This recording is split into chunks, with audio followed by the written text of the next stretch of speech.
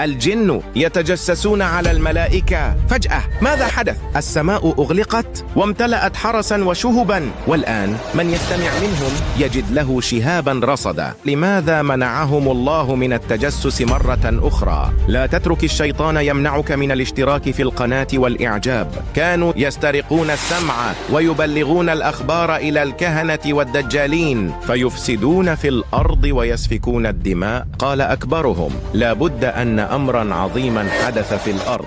فانطلقوا يبحثون حتى وجدوا نبيا يتلو القرآن فصدموا. لقد أنزل جبريل قرآنا عجيبا على نبي اسمه محمد، وعلموا أنه الحق وآمنوا وقالوا: إنا سمعنا قرآنا عجبا يهدي إلى الرشد فآمنا به ولن نشرك بربنا أحدا. استغفر الله في التعليقات وشارك الفيديو، واعلم أن يدك شاهدة عليك يوم القيامة.